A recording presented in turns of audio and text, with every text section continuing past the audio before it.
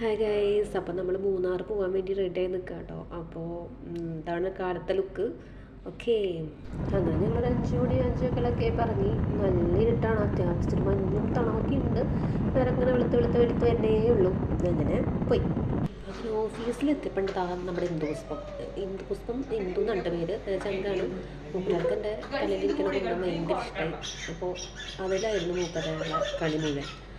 അപ്പോൾ അത് വേണം എന്ന് പറഞ്ഞിട്ടുള്ള ഡയലോഗൊക്കെ ആയിരുന്നു. ഞമ്മത്തേക്കും കുഴപ്പമൊന്നുമില്ല എന്ന് പറഞ്ഞു.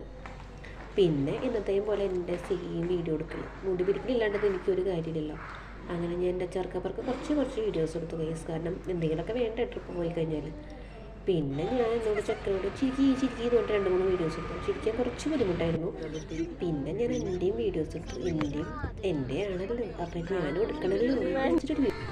അങ്ങനെ ബസ്സിൽ കയറിയപ്പോണ്ട് കുറേ പേര് വീഡിയോ എടുക്കുമ്പോൾ അവിടെ നിന്ന് കൈ കൊണ്ടൊക്കെ കാണിക്കുന്നുണ്ട്. അപ്പോൾ കുറച്ച് പേരൊക്കെ വരാനുണ്ട്. നമ്മളപ്പോൾ വെയിറ്റ് ചെയ്യാണ്.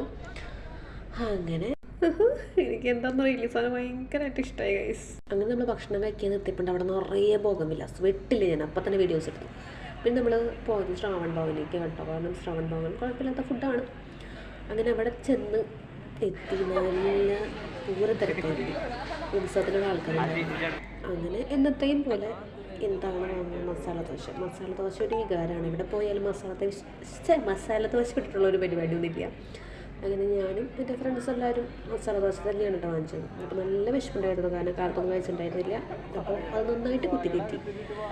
അപ്പോൾ അത് കുത്തി കഴിഞ്ഞിട്ട് പിന്നെ വീണ്ടും എൻ്റെ ചെറുക്കപ്പുറക്കൾ കുറേ വീഡിയോസ് എടുത്ത് കൂട്ടി. കാരണം എവിടെ പോയാലും വീഡിയോസ് നമ്മൾ സ്കിപ്പ് ചെയ്യാറില്ല.